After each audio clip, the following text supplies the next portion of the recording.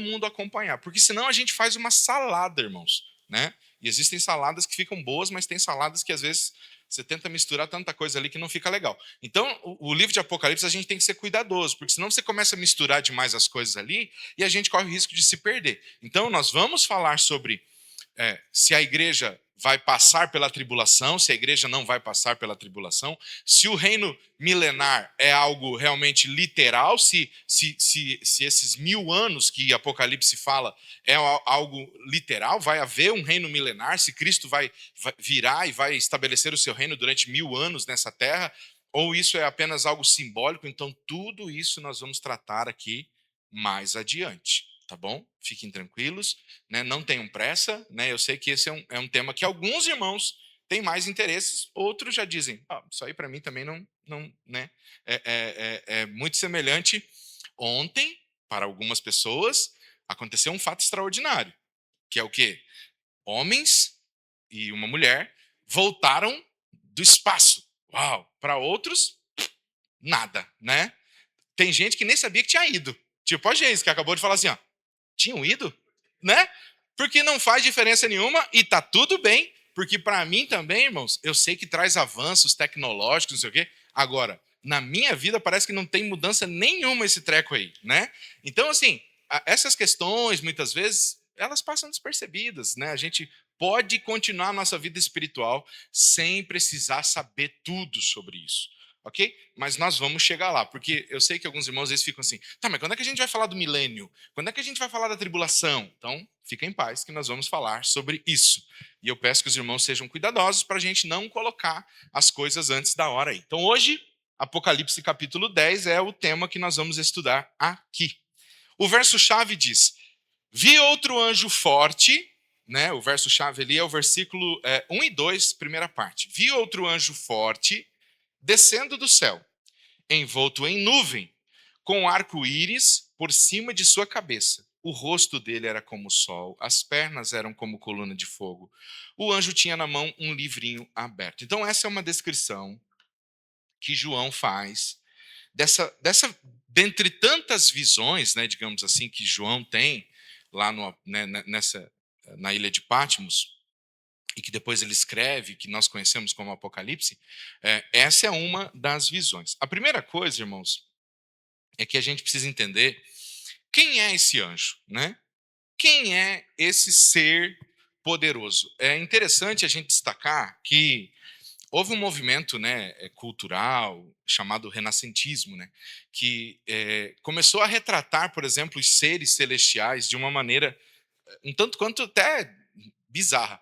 Você já reparou que os anjos, a maior parte das vezes que alguém vai retratar em filmes, em telas, anjos, eles sempre têm um perfil assim muito pacífico, às vezes até meio, com todo perdão e respeito às mulheres, afeminado, né? Não estou dizendo que as mulheres são frágeis, fracas ou qualquer coisa nesse sentido. Não é isso, tá? Senão a gente já começa a discussão da misoginia aqui, né? Mas você já reparou assim que a questão, os anjos são sempre retratados assim como aquele ser assim quase assim muito fraquinho, né? Nananã. Olha esse anjo aqui que a Bíblia descreve. E o texto ali diz, né? Vi um anjo forte, é o que a Bíblia diz. E esses seres celestiais retratados aqui por João, principalmente no livro de Apocalipse, praticamente todos eles eram seres muito fortes, né? De poder muito forte. E isso é muito importante, irmãos, porque pode parecer, né, pouca coisa, mas nós precisamos entender que quando se tratam de coisas espirituais, nós não devemos ter esse olhar, como eu disse, que a cultura tem. Porque a cultura retrata as coisas de Deus com banalização, com facilidades. Mas não, as coisas espirituais, elas são sempre poderosas, seja para o bem, seja para o mal. Quando a Bíblia fala do poder das trevas, se você prestar bem atenção, você verá que Satanás ele não brinca em serviço. Há um poder maligno agindo e que se não vigiarmos esse poder, ele nos domina, ele nos destrói, ele arrebenta, né? É só dar uma espiadinha rápida na história de Jó, E você vai perceber o estrago que Satanás é capaz de fazer na vida de uma pessoa. Você vai perceber, né? A Bíblia não diz lá que Satanás veio para matar, roubar e destruir. E eu sempre digo, né?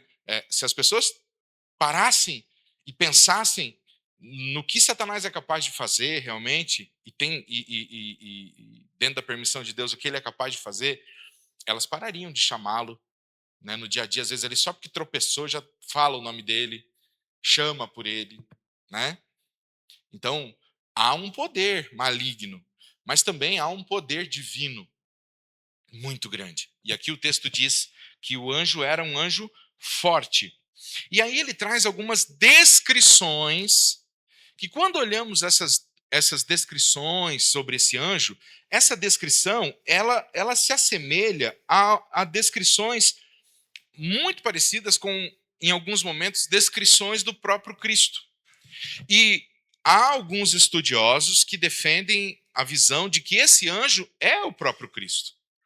Já alguns estudiosos, boa parte dos estudiosos, defendem que não, que aqui se trata realmente de um anjo e não o Cristo, né?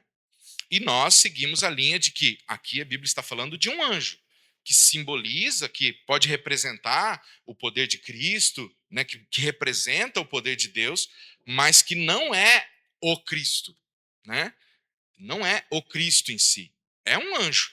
Porque quando a Bíblia fala de Cristo, a Bíblia fala de Cristo. E Cristo não seria confundido por João com um anjo. E por que isso é importante, irmãos? Porque há algumas igrejas, algumas denominações que fazem muitas vezes uma interpretação errada e que colocam muitas vezes um anjo na mesma posição de Jesus, e isso gera uma confusão danada. Então é importante que fique claro que aqui a Bíblia está tratando de um anjo, que nessa visão ele tem características semelhantes às de Jesus em algumas aparições. Mas tão somente isso. Mas que é um anjo forte que naquele momento teve uma missão, teve uma incumbência e que cumpriu essa incumbência. Veja, importância. João não adora esse anjo, não se prostra diante desse anjo. Esse anjo simplesmente ele cumpre um papel ali na visão de João, ele cumpre, né, um propósito dentro daquilo que Deus está fazendo. Mas João não o adora, João não o venera, João não se prostra diante dele. E com toda certeza, se fosse o Cristo, João teria o adorado. E ele receberia, se fosse o Cristo, ele receberia a adoração. Porque em alguns momentos, quando no início, né, o João ele se prostrou, o próprio anjo disse: não se prostre, porque nós não somos dignos de receber adoração. Então veja, é um anjo, irmãos, é um anjo forte que nessa visão ele tem características semelhantes, né? E aqui na lição a gente descreve, né, algumas dessas características, né? Ali ele fala, né, a primeira coisa, ali na página 26, né, descia do céu vestido de uma nuvem. Então, o anjo poderoso vem diretamente da presença de Deus e do Senhor Jesus Cristo. Está vestido de nuvem. A Escritura fala poeticamente de nuvens como o veículo de Deus, o veículo que Deus usa para indicar movimento. O Senhor conduziu o povo de Israel por meio de uma nuvem luminosa. Lembra lá de Êxodo, né? Durante o dia havia, né, uma nuvem que protegia eles do sol e durante a noite uma coluna de fogo, né? E as escuras cobriam o Sinai, né? Durante quando o Senhor foi entregar a lei também, nuvens escuras cobriram o Monte Sinai. Quando Deus apareceu a Moisés, usou uma nuvem de glória. Ademais, faz das nuvens a sua carruagem, diz o Salmo 104. Outra nuvem recebeu Jesus quando ele foi assunto ao céu, e quando voltar virá entre nuvens, Apocalipse 1:7. Como outros detalhes, esse parece querer proporcionar mais glória à aparência do anjo. Então, de novo, são aspectos semelhantes àqueles que Jesus, em algumas aparições, teve, mas não necessariamente que é o Cristo aqui. São elementos que o próprio Cristo, né, é, também, quando Deus se manifestou e tudo mais, né? Aí diz lá que por cima da sua cabeça estava o arco-íris. A gente também já viu isso aqui em Apocalipse 4, né?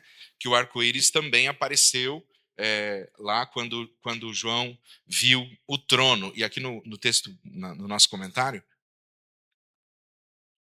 A gente fala, né, irmãos, que hoje, quando você vê o arco-íris, a gente às vezes no dia a dia na televisão, né, uma bandeira foi criada, né, para defender um movimento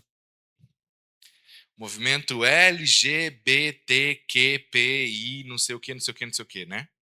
E nós respeitamos lá a sexualidade de cada um, mas eles se apropriaram de um símbolo bíblico, que é o arco-íris, que nós sabemos que biblicamente esse arco ou arco-íris simboliza uma aliança entre Deus e a humanidade, de que Deus nunca mais vai destruir a terra com água, e nós devemos, ainda hoje, sempre que possível, mostrar para os nossos filhos e falar sobre essa aliança, né? Olha, esse arco-íris, é, um dia desse eu estava com um casal cristão, e aí o casal, né, eu fiquei esperando assim, né? Porque esse casal já me ouviu falar várias vezes sobre isso aqui e eu fiquei esperando, né? Aí a mãe falou assim: Ó, filho, um arco-íris. E eu falei: ela vai falar, né? Vai falar da aliança, né? Sabia que se você for seguindo o arco-íris, lá no pé do arco-íris você acha um pote de ouro? Eu falei assim: meu Deus, quanta fábula, né? Quanta mentira. Aí você pode pensar assim, mas pastor, é só uma fábula. Pois é, irmãos, mas o mesmo tempo que você gastou para falar uma mentira para o seu filho, você podia ter falado a verdade, que é uma coisa muito mais bonita e verdadeira e poderosa, que faria o seu filho dizer: sério, pai? Que dizer que toda vez Deus faz, porque repare, irmãos, né? Olha o cuidado de Deus. Toda vez, porque nós não temos esse problema. Agora pergunte para o pessoal do Rio Grande do Sul, toda vez que chove, se eles não ficam com medo que a enchente volte. Sim ou não? Quem teve uma casa inundada, quem teve uma casa levada pela chuva, qualquer garoa, o coração dispara. Então, naqueles dias, quando começava a chover de novo, o medo vinha. Mas quando parava a chuva e aparecia o arco, eles olhavam para aquele arco e diziam: não, Deus fez uma promessa. E a promessa é: nunca mais ele vai destruir a terra com água. Nós podemos confiar. Aí hoje a gente olha para o arco e diz: ó, filho, se você seguir o arco, tem um pote de ouro no pé. Meu irmão, tá entendendo? Então, nós precisamos resgatar, irmãos, aquilo que é bíblico, aquilo que é espiritual e colocar no devido lugar. Porque Deus, no seu cuidado, colocava esse arco, coloca ainda hoje. E nós somos gerações, nós aqui em Bocaíba nunca vimos uma inundação tamanha, mas o Rio Grande do Sul viu. E talvez eles precisem ouvir, né, da misericórdia de Deus. Então veja a importância da gente falar a verdade. E esse arco ele está presente. Esse arco ele está presente, né? E aí o Satanás ele é tão astuto, irmãos, tão astuto que eu já vi tanta discussão, porque daí a palavra íris, né, no grego é uma palavra usada para uma deusa, íris, né? E aí eu já vi tanta discussão na igreja por causa desse nome. Não, mas não pode falar íris, porque íris é o nome de uma deusa. Aí não fala do arco para as crianças, porque não pode falar íris. Mas, irmão, não deixa de ser bobo. Tem tanta coisa pagã que você usa no teu dia a dia que foi inventada por gente pagão. E aí você não vai falar das coisas de Deus só porque no meio ali tem um nome pagão. Deixa de ser bobo, sabe? Isso é bobagem, isso é coisa que Satanás vai colocando e a gente vai deixando, porque a gente não percebe que o inimigo se apropriou daquilo ali e a gente foi enredado, caiu numa armadilha para daí não falar das coisas de Deus, né? Não, eu não falo íris, mas você mente, você engana, você faz um monte de coisa de trapaça no dia a dia, mas não falo íris. Porque íris é uma palavra grega que é o nome de uma deusa. Eu não chamo, não. Mas você faz um monte de outra coisa errada, então não faz sentido, né? Então mas fale arco, né? Que seja. O que eu estou dizendo é assim, que a gente tem que ser cuidadoso, porque senão as discussões, né, de novo, volta de novo aquela coisa da discussão. Não vou falar. Se eu for falar, daí eu tenho que falar o íris, daí o íris é o nome de uma deusa, daí a deusa. Aí a gente se perde no meio dessas coisas. Então, veja, nós precisamos resgatar, irmãos, porque Deus coloca ainda hoje esse arco lá no céu para fazer a gente lembrar do seu poder, da sua aliança. E ele está lá no Apocalipse. Ele está lá. As alianças de Deus estão em toda a extensão da Bíblia para nos fazer lembrar. E nós podemos falar para os nossos filhos sobre ele. Né? Então, aqui, né, assim como João, lá no capítulo 4, tinha visto esse arco já também no trono, ele vê esse anjo. Gente, vamos levar o microfone para a irmã Ana, que ela quer comentar. Ele também vê esse arco, né, sobre, né, sobre a cabeça, né? E a gente precisa, né, ali diz, nós cristãos devemos lembrar o verdadeiro sentido desse símbolo e principalmente ensinar as crianças sobre eles. Pode falar, mana. Então, irmão, aproveitando a mesma fala do irmão ali, quando a mãe disse para o filho: Ah, se você for até lá no final onde está o arco-íris, você vai achar um pote de ouro. O irmão disse: É uma chance de falar da promessa da aliança de Deus e tudo, contar a história como isso aconteceu. Da mesma forma, também o tal do arco-íris, né? Para os dias das crianças, no nosso dia de hoje, eles conhecem por arco-íris, né? A escola ensina e tudo, o dia a dia mostra isso. Da mesma forma, a gente pode usar essa oportunidade e explicar para eles: olha, é assim, é chamado hoje de arco-íris, mas isso tem uma promessa grandiosa de Deus para nós lá no tempo de Noé e trazer essa história também para perto deles da mesma forma lá do pote de ouro, não é mesmo?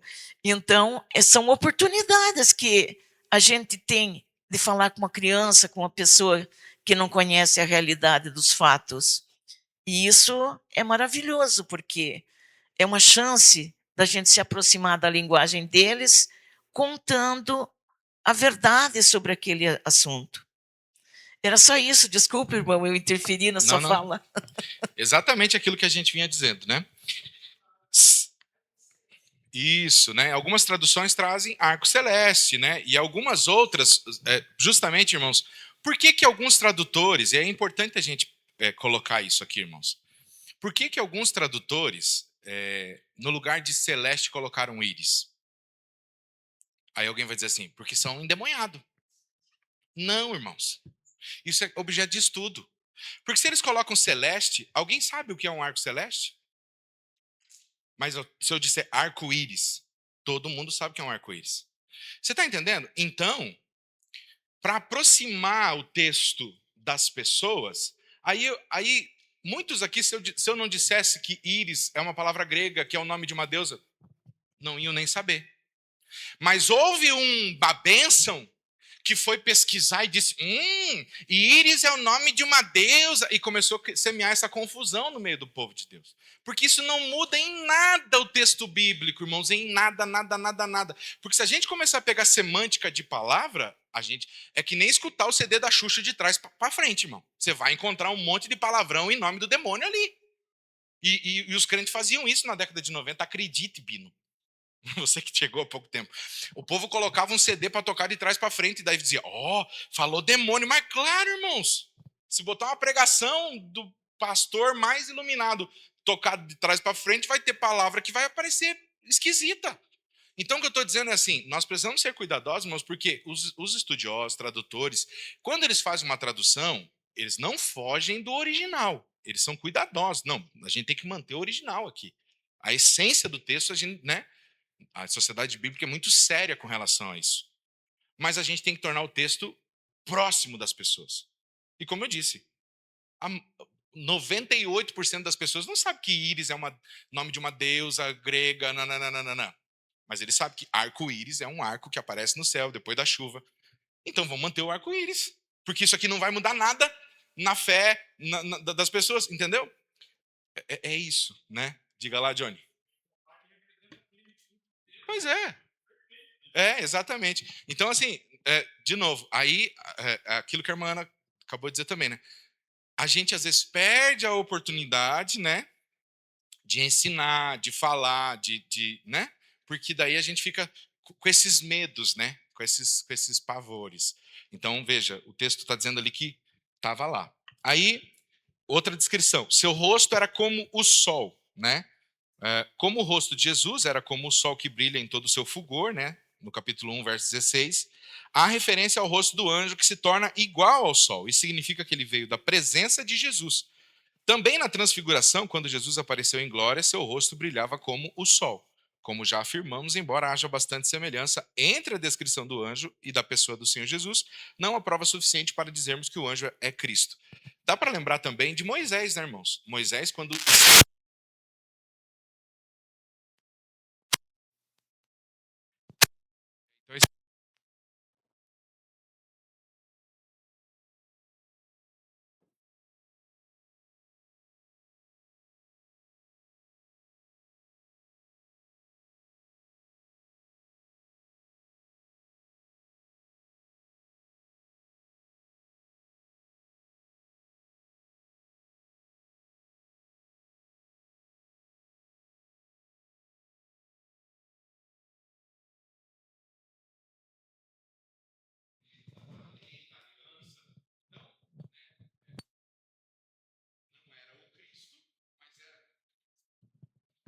Assim como esse anjo, que não era o Cristo, mas era um símbolo, esse rosto como o sol, né, era uma das descrições. Seus pés como coluna de fogo, enquanto os pés de Jesus eram como de bronze polido, refinado em fornalha, as pernas do anjo são iguais à coluna de fogo. E aí diz assim, né, tinha na sua mão um livrinho aberto. E aqui diz assim, a palavra grega para livrinho é diferente da usada no capítulo 5, verso 1. Esse diminutivo não dá a ideia de rolo. Lembra lá de que no capítulo 5, né, era um rolo selado todo ele, né, por dentro, por fora, selado por fora, né, escrito por dentro, por fora, né? O livrinho está aberto, no sentido de que seu conteúdo é conhecido. Eu acho que mudou alguma coisa aí, que mudou o som um pouquinho aqui, Fernando. O livrinho está aberto, no sentido de que seu conteúdo é conhecido. O rolo contém a revelação do propósito da redenção e da justiça que Deus executa ao longo da história humana. O livro pequeno deve contar uma parte desse propósito divino. Outros o identificam como a palavra de Deus, que deve ser comida e pregada ao mundo. Ezequiel e Jeremias também receberam ordens semelhantes. Então, lá no Antigo Testamento, tanto o profeta Ezequiel quanto o profeta Jeremias, eles receberam ordens para comer também, né? Um rolo, né? Um livro, né? O Senhor ordenou algo semelhante. Ambos comeram o livro e pregaram. João é chamado a comer o livro e pregar. Da mesma forma, a igreja do Senhor deve se alimentar da palavra e pregar para todos os povos. Então, essa é a aplicação, né? Não é difícil da gente compreender o que esse texto está dizendo para nós. Aí diz assim que seu pé direito estava sobre o mar e o esquerdo sobre a terra. Irmãos, é importante a gente lembrar o contexto, né, da época. O contexto da época é Roma, né? Roma dominando tudo. Roma, praticamente naquela época, já tinha dominado metade do mundo, e os cristãos da época agora veem o seu, digamos assim, um dos seus líderes, talvez nessa época, um dos mais antigos, João, né, já agora um certo idoso, preso, outros mortos, e eles pensando assim, né, o que será da igreja? O que será da igreja daqui para frente? Todos os outros discípulos morreram. Cristo foi levado aos céus. O que será, né? O João está lá preso. O que vai acontecer? Roma está matando e mandando matar todo mundo. O que acontece, né? Então, aí Apocalipse vem para mostrar esse poder de Deus. E essa descrição desse anjo com um pé na terra e outro pé no mar é uma descrição de que Deus, ele tem o controle e o poder sobre tudo. É ele quem governa todas as coisas, né? Que é ele quem tem o controle sobre tudo. E a gente fala sobre isso aqui, ó. Deus manifesta sua reivindicação de propriedade sobre o mundo inteiro. Afinal de contas, foi ele quem o criou. Nas 6 primeiras trombetas, apenas parte da criação era o alvo. Mas neste momento está em jogo toda a criação. Isso indica que ele exerce poder em todo o mundo e sua palavra é para todos. O mar e a terra representam a totalidade do universo criado. Então, eu quero repetir aqui, ó, que diz aqui, né? Sua palavra é para todos. A palavra do Senhor, ela tem que ser anunciada para todos os povos também. O Senhor deseja que todos os povos cheguem ao pleno conhecimento de sua palavra, né? Então nós como igreja temos essa missão também de levar a palavra a todos os povos. Aí outra característica, ele bradou com grande voz como ruge o leão. A fraseologia rugido como leão provém de Oséias, capítulo 11, verso 10. O Senhor Deus ruge para dizer aos israelitas espalhados por países que regressem do exílio. Em Amós 3,8 lemos, o leão rugiu, quem não temerá? O Senhor, o soberano, falou, quem não profetizará? Quando o Senhor ruge de Sião, seu povo é advertido de que o juízo virá. Caso não o ouça, de igual modo Jeremias escreveu esta palavra de profecia. O Senhor ruge do alto, troveja de sua santa morada, ruge poderosamente contra a sua propriedade. Por isso a voz do anjo representa a do próprio Deus com todo o seu poder e autoridade. Diga, Marcos.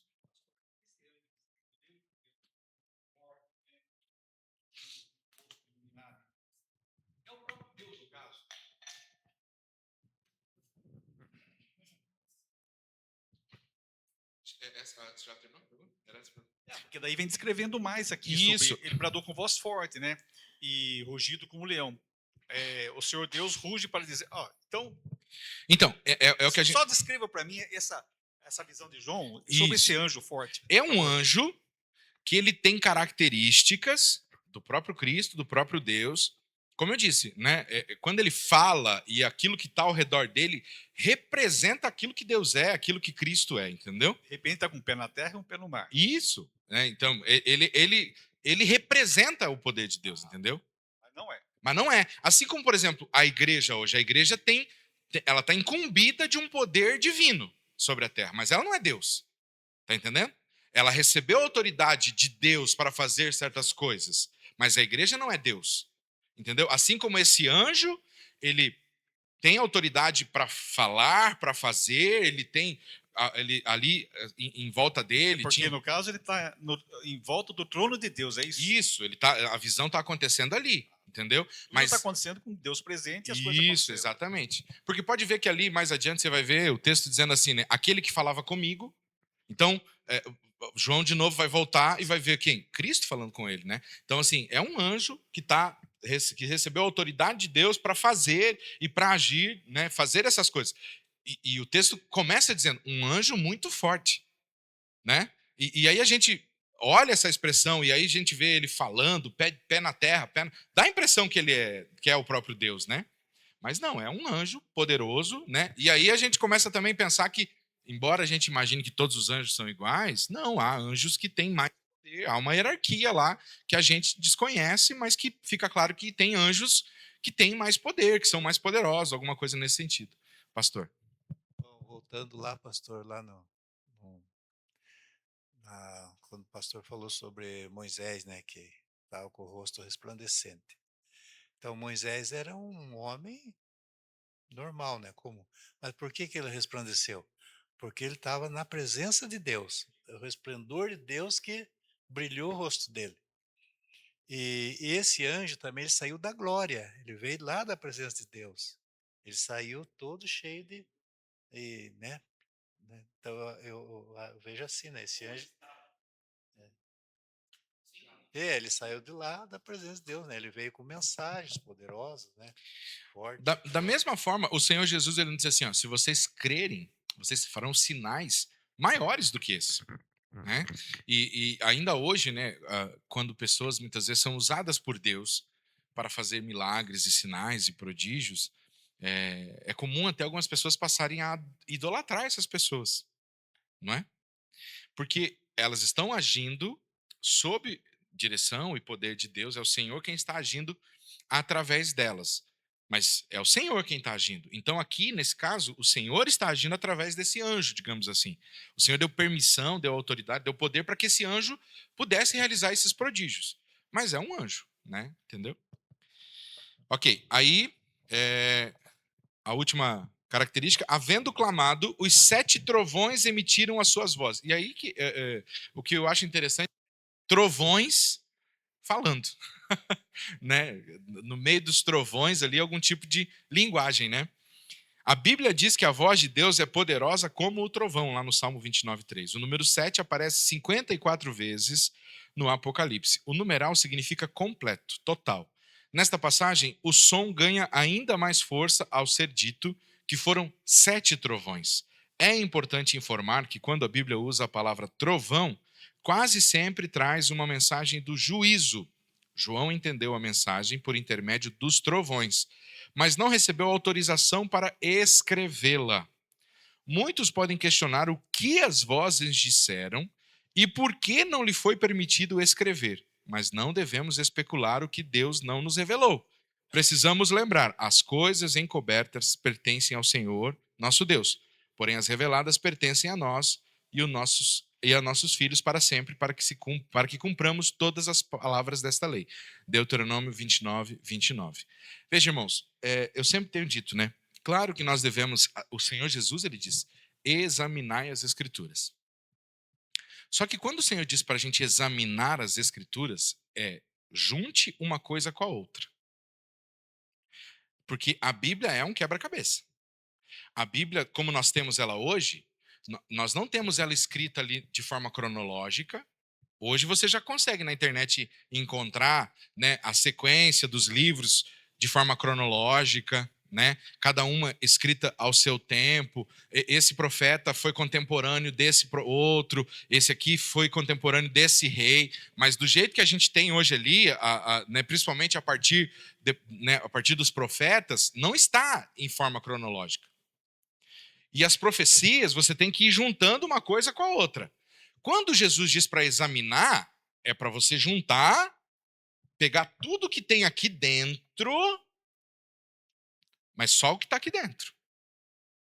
No máximo que você pode fazer é juntar alguns elementos históricos, culturais, assim, que façam sentido com o que está aqui. Agora, qual que é o nosso problema? A gente quer examinar a partir da nossa curiosidade frívola. Daí a gente quer achar uma resposta para as nossas curiosidades, para os nossos achismos, né? E esse que é o grande perigo. Então, quando Jesus diz assim, examine, pegue essa profecia, junte com aquela outra e veja se não bate. Pegue aquela profecia de Isaías, junte com a de Jeremias, pegue a de Daniel, junte com o Apocalipse, veja se não bate. Pegue o que Jesus falou, junte com o que Paulo disse, veja se não bate. É isso que ele está dizendo para você fazer. Não é para você pegar um monte de ideias de gente aí por aí, refutar tudo que a Bíblia diz e formular uma ideia. E é isso que a igreja tem feito muitas vezes. A gente tem feito isso, irmãos. Então, por isso que olha só o que Jesus diz: examinar o quê? As Escrituras. O objeto de estudo nosso é a palavra. Então, o que aí a gente, como nesse contexto ali, mas por que será que o anjo não deixou João escrever? Aí começa, né? Começa a querer descobrir o porquê. Aí vem alguém que é muito estudioso e tarará e diz: eu tenho uma teoria. E você sabe que uma teoria já vira verdade absoluta, né? Por exemplo, até hoje, ninguém provou a teoria do evolucionismo. É uma teoria, mas ela é ensinada nas escolas como matéria obrigatória. É teoria, mas é ensinada. Não é? Teoria, evolucionismo das espécies. Teoria pura. Nunca foi provado. Nunca. Mas ganhou força, porque foi repetido tantas vezes para tentar refutar o criacionismo, né? E aí ganhou força. Então, no meio evangeliquez é a mesma coisa. Alguém começa a dizer, eu tenho uma ideia sobre isso. E aí que é o problema. Então, tem coisas, irmãos, que Deus não revelou para nós. E está tudo bem. Por quê? Porque nós não precisamos saber daquilo. Mas o que tem de coisa escancarada na palavra, aberta na palavra, que você e eu sabemos e a gente não faz. Né? Irmãos, eu quero convidar você, nessa semana, você pega 2 capítulos da Bíblia só, não precisa mais. Você vai pegar Efésios capítulo 4, do versículo 20 até Efésios 5, versículo 20, de uma ponta a outra. Efésios 4, de 20 até Efésios 5, de 20. Vá assim, ó, versículo por versículo. E aí você começa a avaliar ali a tua vida naqueles versículos ali. Ali vai dizer assim, ó: vocês que agora nasceram em Cristo, abandonem toda a ira, toda a gritaria, toda a mentira, toda a maledicência, palavras torpes, blá, blá, blá, blá, blá, blá, blá. Daí ele vai dizendo um monte de coisa que você tem que deixar de fazer. Né? E o crente adora lista, nós amamos lista. Me diga o que eu tenho que fazer, me diga o que eu não posso fazer, me diga o que eu tenho que fazer. A gente ama, então você quer uma lista, tá ali. E aí tem uma lista do que você não pode, aí depois tem uma lista do que você tem que fazer. Ame o teu próximo, sirva o seu que lá, seja um bom cidadão. Tá lá, ó. Comece a ler. Pegue lá e leia. E aí você fala assim, meu Deus, ó, isso aqui eu estou fazendo, graças a Deus, tô bem. Não, isso aqui eu não tô, né? Então, o que eu estou querendo dizer para você? Às vezes você fica assim tão preocupado com o que o trovão disse, né? E aí tá lá, Efésios 4 e 5, aberto para a gente, escancarado para a gente, as bem-aventuranças de Jesus aberto para nós, né? Porque bem-aventurança, quando eu falo bem-aventurança, muitos irmãos podem pensar que é só o capítulo 5. Bem-aventurança, irmão, começa no capítulo 5 e termina no capítulo 7. Lá vai falar assim, ó, né? Começa, bem-aventurado, mas não termina nas bem-aventuranças, irmão. Daí, a partir do capítulo 6, vai começar assim, ó. Se alguém te bater numa face, dê a outra. Não julgueis para que não sejais julgado. Aí tá tudo ali, irmãos. Aquilo ali é um viver cristão. Então, meus amadinhos irmãos, a gente pode examinar, aprofundar, querer saber. Aí eu vou voltar lá no início. Pós-tribulacionista, pré-tribulacionista. Os irmãos chegam com essas perguntas para mim, eu tenho vontade de dizer assim, você já aprendeu a amar o próximo como a ti mesmo? Porque se você estiver fazendo isso, a gente pode discutir o milênio. Porque, irmão, eu estou tendo uma dificuldade danada de amar uns aí, e você está me perguntando de milênio. Eu não sei nem se eu vou estar lá quando isso acontecer. Eu acho que Jesus volta antes para mim. E eu tenho que me preocupar com isso. Você está entendendo? E o povo perde sono. Não, porque eu estou pensando aqui, ó, se o milênio... Irmão, você nem vai estar lá, talvez, se Jesus vai voltar antes para você. Se preocupe agora, hoje. Se Jesus voltar hoje para você, como é que está teu coração? Pastor, você está dizendo que eu não tenho que estudar? Estude o milênio, estude o pré-tribulacionismo. Se você quiser arrumar uma encrenca para você gastar teu dia estudando, faça isso. Mas a pergunta no final do dia que você tem que fazer é: hoje eu vivi como Jesus gostaria que eu vivesse? Hoje eu fui mais parecido com Jesus do que eu fui ontem? Hoje eu honrei meus pais? Hoje eu estendi a mão ao necessitado? Irmãos, e é o tempo todo, sabe? A gente fica ali sendo testado o tempo todo. Irmãos, ó, eu vou contar um testemunho rapidinho aqui para os irmãos. Ontem eu estava fazendo um seguro de vida. Fui fazer um seguro de vida online. Aí a gerente de banco, né, a Tati aqui, né, pega com as duas mãos, né? Quer bater meta, aquela coisa toda, né? Aí ela, não, vamos fazer e tal, né? Aí me mandou lá uma proposta, é só aprovar. Daí eu falei, não, eu vou ler. Aí comecei a ler. E ela já tinha mandado tudo respondido, porque era automático lá, né? E tinha uma parte que dizia assim: você toma remédios controlados? E aí tá marcado que não. E eu tomo, irmãos. Aí eu recusei e falei: moça, eu tomo remédio para pressão alta. Você tem que corrigir essa parte aqui. Daí ela disse assim: não, pode aprovar, porque isso aqui não vai dar problema. Eu falei: vai dar problema. Sabe por quê? Porque eu vou estar mentindo. Daí ela falou assim: não, mas não é uma mentira. Eu falei: mas como é? Daí eu comecei a discutir com a moça por... Falei: como é que não é uma mentira? Eu tomo remédio, você está dizendo que se ali vai dizer que não. E você veja, irmãos, né? Daí ela dizendo assim, e era uma proposta boa, irmãos, sabe? Ela ia tirar uma taxa da minha conta para colocar aquele seguro, um negócio assim, bacana, ia ficar bom para mim o negócio, sabe? Mas ali na hora, o Espírito Santo falando assim: rapaz, você vai cair nesse negócio mesmo? Aí depois lá na frente, esse negócio, a hora que você precisar mesmo, você não tem direito a nada, porque é isso. Eles adoram essas letrinhas miúdas. Ah, o senhor tomava remédio para pressão e marcou que não? O senhor mentiu aqui, ó. E aí fica bonito. E qual que é a sua profissão? Eu sou pastor. Ah, legal. Né? Tá que nem um dia eu tava ali no Pingo. Tava ali no Pingo, assim, né? Tô atrás, assim, na fila. E tinha um senhor, assim, fazendo um acordo lá de um terreno.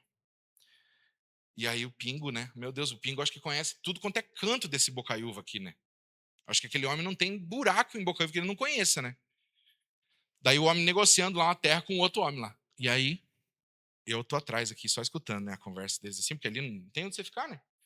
Daí o Pingo falando com o homem lá. Mas essa terra aqui, perguntou pro homem que tava vendendo. Essa terra aqui é onde? Daí, é lá não sei onde. Ah, eu conheço lá. Mas essa terra não tem essa medida. Daí o senhor fala, não, ela tem essa medida, tá? Não, essa terra aí tem outra medida.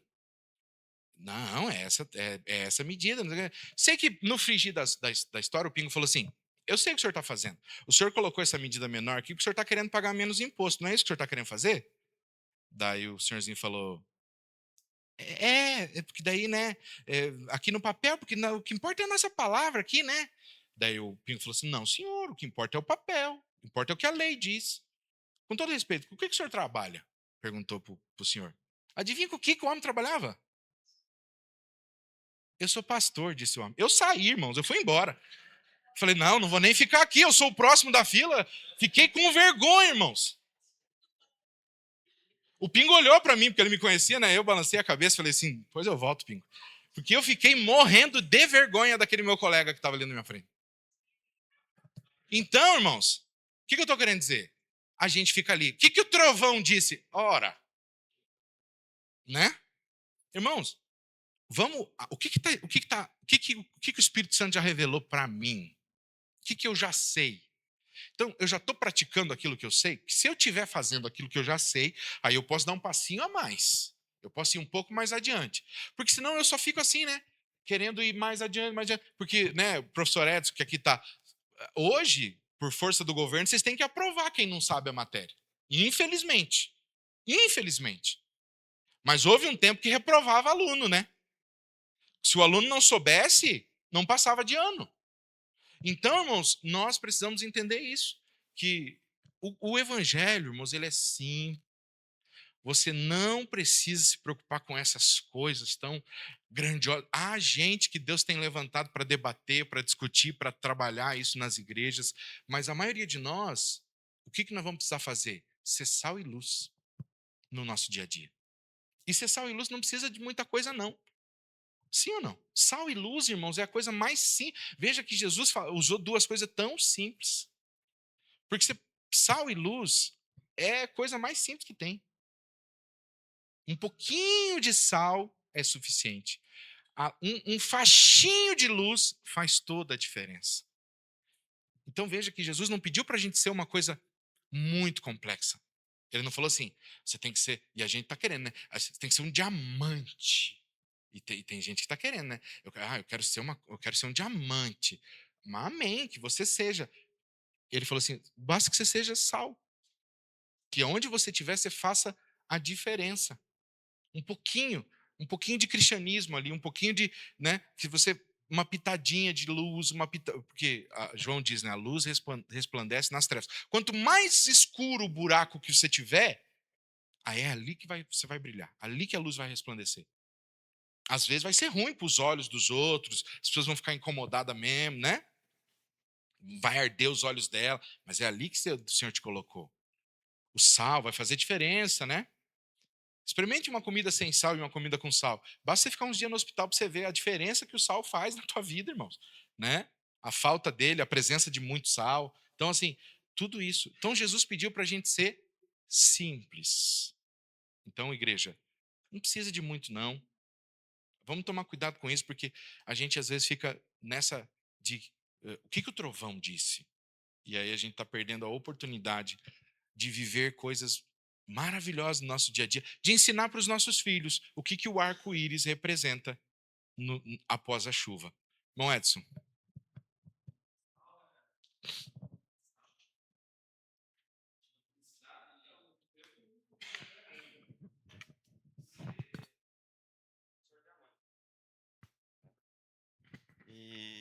esse título não me trouxe, assim, tantas coisas boas. Porque qualquer coisinha que se faça que está fora daquilo de ser um professor diamante, já vem aquilo, mas você não é um professor diamante? Então acho que o sal é bem mais simples mesmo, bem melhor, né? Para ser considerado, como Deus falou ali. Então, assim, como você falou, se ele pedisse para ser um diamante, nós estávamos tudo lascado. Né? Porque eu, ano passado, me lasquei por ser um professor diamante. Porque se eu chegasse 1 minuto atrasado na sala, mas você não é professor diamante? Entendeu? Então, realmente, tem certas cargas que Deus deixou de lado porque nós não ia conseguir suportar. Como você falou do trovão ali, né? Eu não quero saber o que o trovão falou, eu sei que teve trovão. Mas o que importa para mim é a palavra de Deus. Então, nesse sentido assim, eu sou meio até cínico. Que para mim, eu gosto de simplificar as coisas, não de complicar. Né? Então, se Deus falou que sol é sol, eu vou acreditar que o sol é sol. Que a noite é escura, eu vou acreditar que a noite é escura e pronto, acabou. É como você falou ali. Tem muitas pessoas que ficam procurando ponto, né?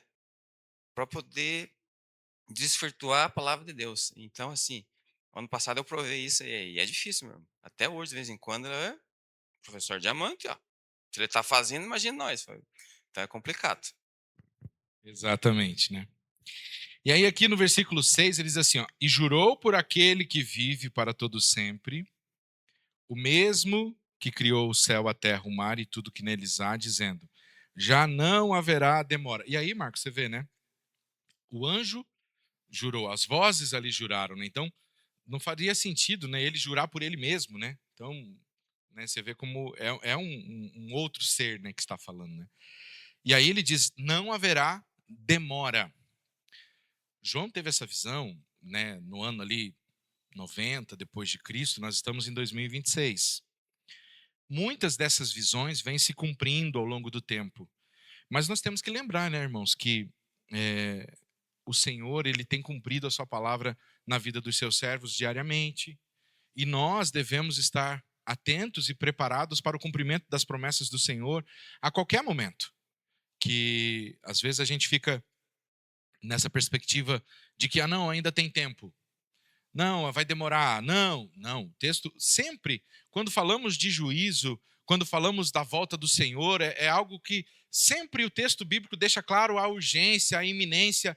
Então nós devemos perceber e olhar para a volta de Cristo, seja ela no sentido, aquela volta maravilhosa, estrondorosa que será para todo olho ver, ou a volta para mim, né? Aquela volta particular, quando eu morrer, o Senhor voltou para mim, como algo urgente e que eu tenho que estar preparado para esse encontro com o Senhor, né? Que isso pode acontecer hoje, pode acontecer daqui a pouco, eu posso cair aqui, você pode morrer, e que nós precisamos pensar e estar preparados a isso.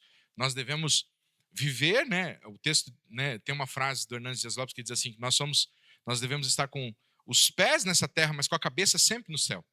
Que nós estamos aqui, vamos trabalhar, viver nessa terra, mas sem perder o nosso alvo. E o nosso alvo é sempre o céu. E que se amanhã Jesus voltar, a gente vai entender isso. Tem um pregador que ele dizia assim, né? Se Cristo voltar para mim amanhã, eu estarei com ele. Mas se ele não voltar para mim amanhã, ele estará comigo. E assim eu vou vivendo. E é assim que nós devemos viver. Se Cristo voltar para mim amanhã, eu estarei com ele. E se ele não voltar, eu tenho certeza que ele vai estar comigo. E é assim que nós, cristãos, precisamos ter essa perspectiva de viver cada dia. Então, devemos estar preparados. Agora, irmãos, queremos falar um pouquinho, para a gente se dirigir para o encerramento, sobre a questão do livrinho, né? Que ele fala ali, né? Verso 8, diz ali assim, né? A voz que ouvi, vinda do céu, estava de novo falando comigo, dizendo, vá e pegue o livro, que se acha aberto na mão do anjo que está em pé sobre o mar e sobre a terra. Então fui ao anjo, pedindo-lhe que me desse o livrinho. E então ele me falou, pegue o livrinho e devore-o. Eu acho tão bonito, tão poético, irmãos, esse contexto, esse texto, porque Ezequiel também foi ordenado por Deus a comer um livro. Jeremias também foi ordenado. E nós somos ordenados a comer a palavra de Deus. Muitos de nós olhamos para a palavra de Deus, nós admiramos a palavra de Deus, nós ouvimos a palavra de Deus, mas quantos de nós que realmente interioriza a palavra do Senhor? E a palavra de Deus, ela tem que estar em nós, ela tem que fazer parte do nosso ser, ela tem que estar na nossa boca, ela tem que estar na nossa... né? A Bíblia diz, a boca fala do que o coração está cheio. Então, o que permeia as nossas conversas? É claro que você não vai falar o dia inteiro, né, só palavras bíblicas, mas sempre que possível você trazer a palavra, você falar sobre a palavra. É tão prazeroso você conversar com uma pessoa que sempre tem uma palavra de ânimo, sempre tem algo, né, para destacar sobre a Bíblia e que no dia a dia ela medita, né? O Salmo 1 diz: aquele que bem-aventurado é aquele que medita na sua palavra de dia e de noite. Então, irmãos, a palavra do Senhor, ela não foi, né, simplesmente criada por nós, dada ao homem, para que a gente ache bonita, a gente olhe, admire, seja um admirador das Escrituras, mas para que a gente se alimente dela, que a gente coma ela, que a gente interiorize essa palavra e que a gente, ela venha nos alimentar. Então, simbolicamente, era sobre isso o que o anjo estava fazendo ali, né? O que Deus estava fazendo com João. Olha, pega essa palavra, coma ela, se alimente dela. E eu pergunto, quanto dessa palavra você se alimentou essa semana? Quanto tempo você investiu se alimentando da palavra? Né? Você tirou... pastor, eu ouvi algumas pregações, pastor, eu escutei alguns hinos, pastor, eu tirei um tempo para oração. Não, eu queria saber assim que você mesmo parou por um instante, pegou a tua Bíblia, porque todos nós temos uma Bíblia, né? Uma Bíblia que a gente gosta de ler, gosta de estudar. Essa minha fica aqui na igreja, né? Que eu deixo ela aqui justamente para facilitar na hora de pregar. Mas eu tenho uma Bíblia em casa, que é a Bíblia que eu anoto, que eu risco, que eu gosto de ler, que eu gosto de fazer anotações. Você tem uma Bíblia lá na sua casa, ou essa que você traz e leva?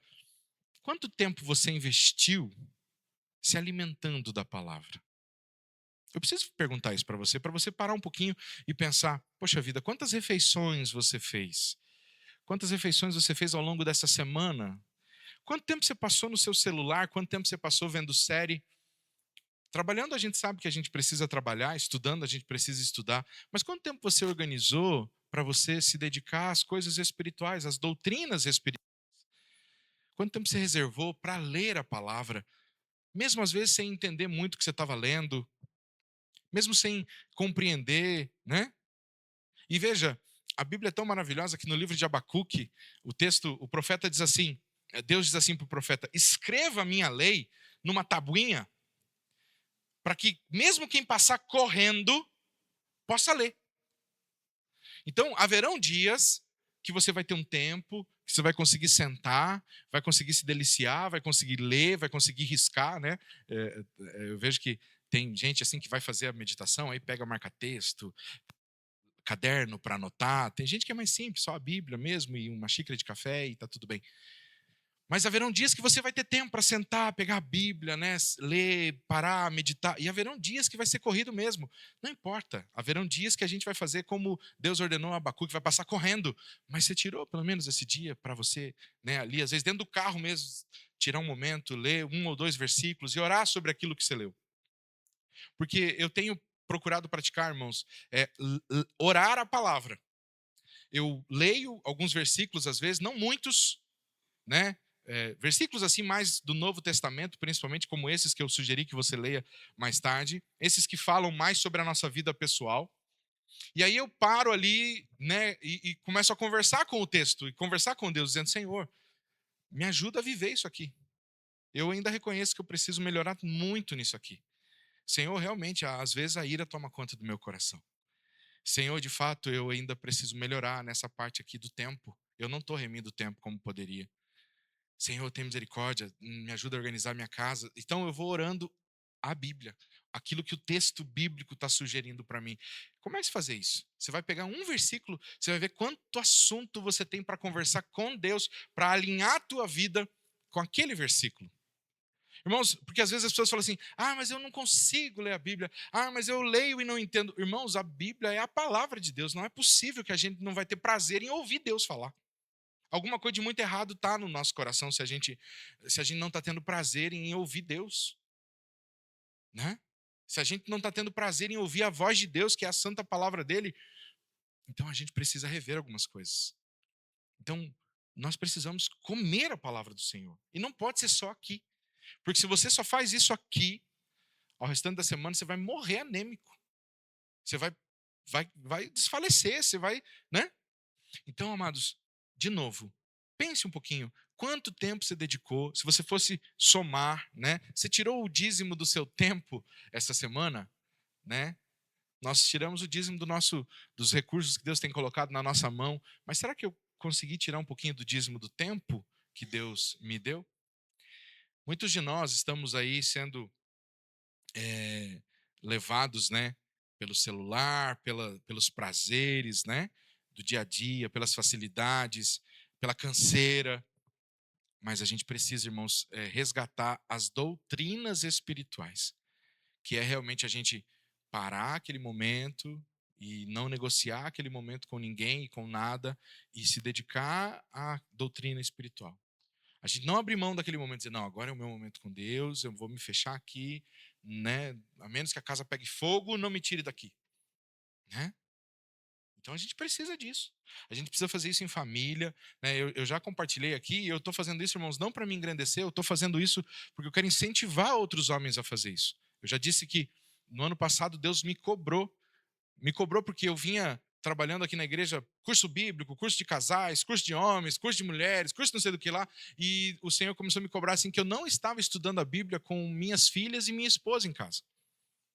Em casa, a gente fazia orações, a gente às vezes comentava alguma coisa ou outra, mas não havia um momento de sentar ao redor de uma mesa e de estudar a Bíblia mesmo. E aí então eu estabeleci toda segunda-feira às 19h30 na minha casa, a gente não negocia. A gente tem um momento de estudo bíblico. É 1 hora, irmãos, de estudo. Eu pego um texto bíblico, sento com as minhas filhas e com minha esposa e eu estudo a Bíblia com elas, deixo elas fazerem perguntas, né? E a gente senta lá e eu conduzo. Eu conduzo. Abra sua Bíblia, Bela, abra sua Bíblia, Elô, e elas vêm com a Bíblia delas, com marca-texto, com caderninho para anotar. A gente conversa, eu pego uma porção pequenininha, leio com elas, pergunto o que elas entenderam daquele texto, que lição que elas tiram daquilo ali. Como que elas estão aplicando aquilo no dia a dia? Como que elas podem aplicar? E a gente vai discutindo um pouquinho sobre aquele texto. E a gente conversa, a gente ora, a gente compartilha pedidos de oração entre nós ali. E isso tem sido muito bom na nossa casa. Porque eu percebi que eu não estava fazendo isso com elas. Então, homens, maridos, pais que aqui estão. Eu sei que muitos aqui servem aqui nessa igreja. Deus ama o que vocês fazem aqui na igreja. Deus ama vê-los tocando, servindo no som, como diáconos, como presbíteros, como pastores. Mas pastoreiem suas casas. Amem seus filhos, amem suas esposas e façam isso nas casas de vocês. Porque, irmãos, de fato, nós precisamos cuidar desse rebanho que o Senhor confiou a nós. Sabe, então, converse com a família e diga, nós vamos ter um momento por semana. E talvez alguns homens já vão dizer assim, mas você não sabe, pastor, a luta que é. Eu sei que é. Eu sei a luta que é. E na minha casa, né, graças a Deus, todo mundo muito obediente. Nós não temos problema de rebeldia quanto a isso, mas é uma luta para todo mundo desligar tudo lá e vir. Mas a gente tem feito. Então, esposas, ajudem seus maridos. Olha, aquilo que o pastor falou, vamos fazer, vou te ajudar. Vamos começar lá em casa? Vamos fazer, né? Nós não temos mais filho. Então vamos fazer eu e você. Uma vez por semana, vamos sentar, vamos estudar a Bíblia. Nós dois, vamos orar um pelo outro, vamos orar pela nossa casa, vamos orar pelos nossos vizinhos, né? Então, assim, não precisa trazer... E você veja, né, pastor, aquela coisa, eu já pensei em chamar meu sobrinho, eu já queria, daí eu falei, não é para trazer mais gente, não. É para cuidar dos meus filhos agora.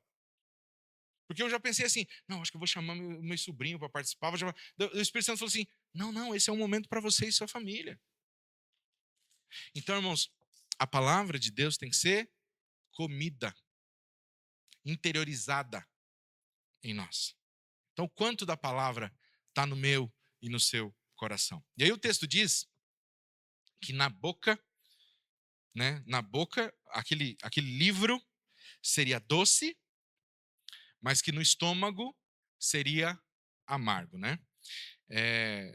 Israel tinha um sistema de ensino muito interessante, né? As crianças usavam mel, né, para escrever. Então não tinha muito recurso, então as criancinhas, elas colocavam tinha uma tabuleta assim, né? E aí o professor colocava mel, espalhava mel assim na tabuleta, e eles ensinavam as letrinhas para as crianças. Mel com uma camadinha bem fininha assim, às vezes de farinha. Daí letra A, daí a criança fazia com o dedinho assim, letra A. Daí aparecia o A lá no mel, né? Daí o que a criança faz quando suja o dedinho? Por isso que o salmista diz: a tua palavra é mais doce do que o mel, né? Então, era, né, um símbolo do que o salmista também diz, né? Então, a palavra de Deus, às vezes, ao ler, a gente se deparar com ela, ela é boa no paladar. Mas quando a gente começa a aplicar ela no nosso dia a dia, às vezes ela se torna dura, amarga, difícil. É ou não é, irmãos? A gente precisa reconhecer. Você ajustar a tua vida pela palavra de Deus dá um trabalho, irmãos. Ou se dá. Sabe por quê? Porque não depende só de você. Depende de uma série de fatores. Depende de outras pessoas. Depende da sociedade, muitas vezes. Depende de um monte de coisa. E que essas coisas, em muitos momentos, tornam essa aplicação amarga. E aí você fala assim, meu Deus, que luta, eu só estou tentando fazer o que a Bíblia está mandando. Às vezes dentro da nossa casa mesmo, não é verdade? Não vamos longe. Para estar aqui hoje, na guarda do sábado, para muitos de nós, um amargor. Porque tem que entristecer algumas pessoas não compreendem o fato de você estar aqui. Talvez um amargor no sentido de que algumas pessoas ainda têm dificuldade de confiar 100% de que Deus vai prover. Você está aqui, mas pela misericórdia está dizendo, Senhor, tu sabes que as contas estão lá, Senhor, né? Então há um amargor assim na aplicação, no sentido, né? Então a palavra, ela é fácil de ler, ela é gostosa de ler, faz sentido, faz todo sentido, mas às vezes na hora de aplicar, ela é amarga às vezes. E no sentido também de que pregar para as nações muitas vezes será amargo. Porque você vai pregar, você vai falar, você vai mostrar, e muitas pessoas não vão dar ouvidos. As pessoas vão preferir continuar no erro, continuar no pecado. Esse é um dos piores amargores que tem na vida do cristão, que é você pregar, você ensinar, você mostrar a palavra do Senhor para elas, né? Você demonstrar que o mel, né, como diz a Kelly, é muito melhor que outras coisas, né? Mas as pessoas insistirem em continuar no erro, continuar no pecado. Então nós precisamos, irmãos, estar sempre se alimentando da palavra. Então eu queria encerrar essa escola bíblica hoje com essa reflexão com os irmãos, né? Deus continua no controle de tudo. Ao seu tempo, as coisas estão se cumprindo e Deus vai cumprir os seus decretos através do seu poder, da mesma forma que ele usou esse anjo poderoso para enviar essa mensagem para João, assim hoje ele deseja nos usar.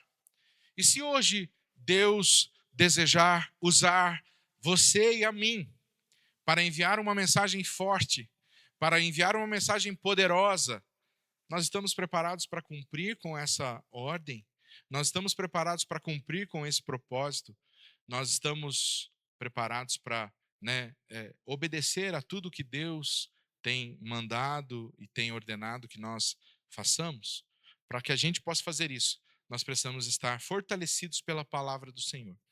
Então, meus amados irmãos, que a gente possa pensar, eu tenho vivido aquilo que eu já sei da palavra, ou eu apenas sou curioso por aquilo que eu ainda não sei? Que nós possamos decidir obedecer aquilo que a gente já sabe, buscar de todo o coração, obedecer, viver, né, se parecer cada dia mais com Cristo, né, obedecer nas grandes e nas pequenas coisas, para ouvir do Senhor naquele grande dia. Muito bom, servo bom e fiel. Fostes fiel no pouco, sobre o muito te colocarei. né? E a gente possa viver isso aqui na terra também. Porque como o Senhor nos dará grandes coisas se nas pequenas muitas vezes a gente também não tem sido obedientes. Amém, amados? Vamos orar então. Eu queria saber se há algum pedido de oração que os irmãos queiram compartilhar e aí a gente vai estar orando uns pelos outros. Mariane.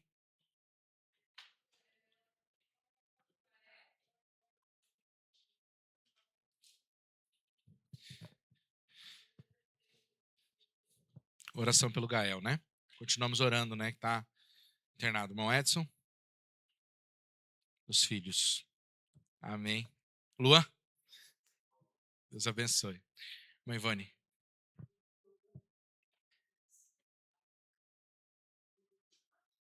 Pelo Juan que caiu de cima, quebrou os braços, né? Deus tem misericórdia, né? Vamos orar. Mais alguém? Jackson. Caiu, né? Pela família Bueno, ensina que está enlutada, né? Deus abençoe. Thalita. Aniversário de casamento da Thalita e do Fabrício. Louvado seja Deus. O que mais?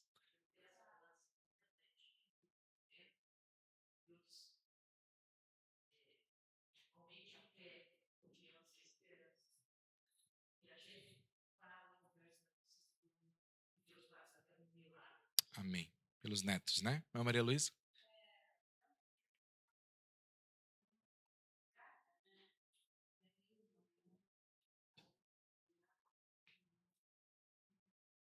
Amém. Vamos. Beatriz, né? Diga, irmã João.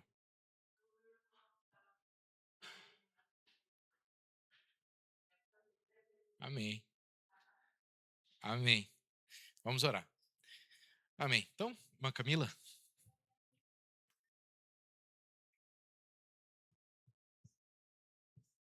Amém. Vamos orar em nome de Jesus. Amém. Então vamos dobrar os joelhos, irmãos, e vamos orar.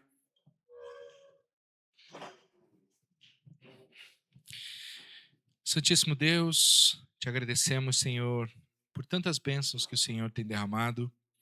Nós sabemos, a Deus, que se não fosse a tua misericórdia, nós nem estaríamos aqui, Senhor. E que as tuas misericórdias são as causas de não sermos totalmente consumidos, ó Deus, diante da tua presença, diante da tua santidade, da tua bondade e misericórdia. Perdão, Senhor Deus, pelos nossos pecados, pelas nossas faltas, pelas nossas falhas.